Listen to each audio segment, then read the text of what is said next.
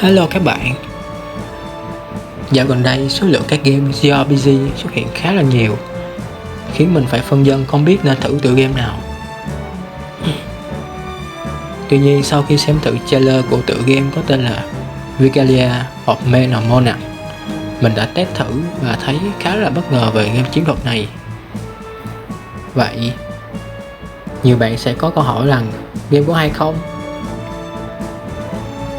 Bây giờ mình sẽ cùng các bạn phân tích và đánh giá tựa game JRPG này.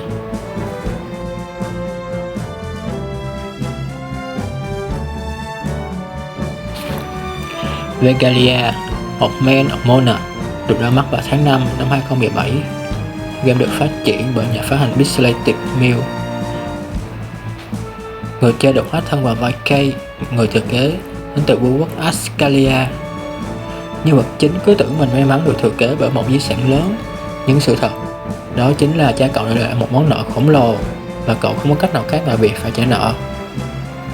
Được sự hướng dẫn và giúp đỡ từ linh hồn người ông quá cố, các chị em ruột trong gia đình và người bạn đồng hành, Kay quyết tâm sẽ trả nợ và xây dựng lại vương quốc từ con số 0.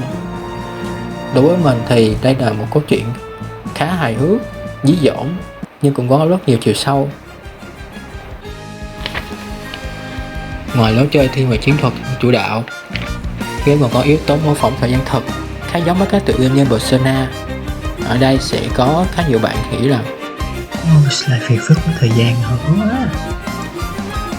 Tuy nhiên mình lại thấy hay vì phải lựa chọn nên làm gì.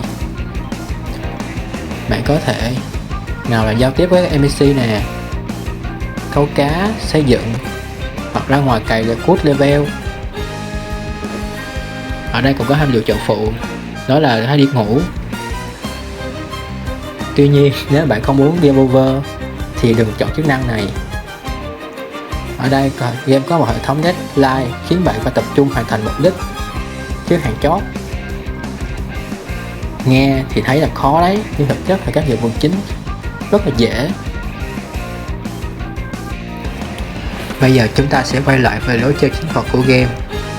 Regalia có lối chơi khá giống với các game cùng thể loại. Nhân vật di chuyển nè, tấn công và sử dụng các kỹ năng của họ. Vâng, đơn giản phải không nào? Tuy nhiên, game lại có điều đặc sắc cho riêng mình. Thứ nhất, game cho tất cả nhân vật share level cỡ nhau, nghĩa là nếu nhân vật chính level 10 thì tất cả NPC và cả đối phương đều level 10. Thứ hai, tất cả kỹ năng của nhân vật nó được mở khóa ngay từ lúc đầu khi mới gia nhập. Tuy điều này đối với mình là điểm cộng, như chúng ta có thể nhảy vào sử dụng nhân vật ngay, nhưng mà đối với những người có tài cút thì họ sẽ cảm thấy hụt hẫng và mau chán. Tiếp đến, mình cảm thấy dạng nhân vật phụ có thể sử dụng được nhiều. Mỗi người là có một kỹ năng đặc trưng, điểm mạnh và điểm yếu rất cân bằng. Ví dụ như hiệp sĩ Levan là tăng cơ chính, rất lì đòn, nhưng sức thương và di chuyển là thấp. Điều đó giúp chúng ta phải phân vân rất nhiều khi chọn trang thiết bị cho nhân vật. Sẵn tiện nói về lối chơi, mình sẽ nêu ra vài điểm mà mình không thích. Thứ nhất, phải kể đến đó là chức năng Alien. Nói nôm na thì nó có nghĩa là việc phải chọn theo một nước đồng minh, mà nước đồng minh thì sẽ cho bạn một nhân vật. Cộng với phiên bản DLC thì bạn có thể chọn tối đa 3 nước đồng minh trong 6 nước. Vậy nên dù thế nào đi nữa thì bạn cũng không thể có được 3 nhân vật từ 3 nước mình không chọn. Điều này nó khiến mình và những người thích thu nhập khá là thất vọng. Game không có chức năng như game cộng, cho nên muốn thử các nhân vật này bạn sẽ phải chơi game một lần nữa.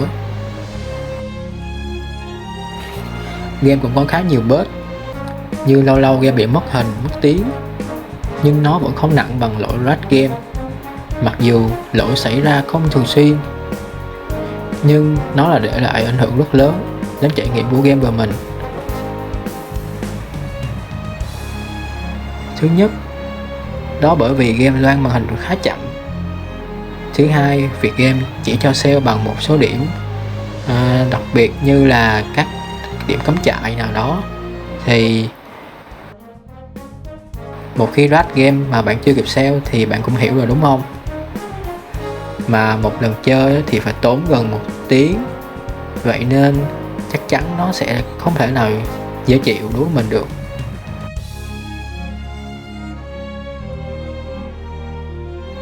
Game có đồ họa vẽ tay khá bắt mắt, mỗi nhân vật đều có khí chất riêng. Các đoạn sâu chắc của game cũng dễ nghe, nhưng mà đối với mình mà nói thì nó không động lại nhiều. Mỗi nhân vật đều được lồng tiếng Anh nghe rất rõ, nó thể hiện rõ tính cách từng nhân vật. Cộng với các câu đồ dí dỏm từ nhà phát triển đã khiến mình có một ngày thật sự thư giãn. Sau khi xem xét tất cả những viễn cảnh của game, mình sẽ đánh giá tựa game Regalia of Men Ammoniac được số điểm 7. Game có một lối chơi JRPG thuần túy cộng với việc mô phỏng thời gian thực.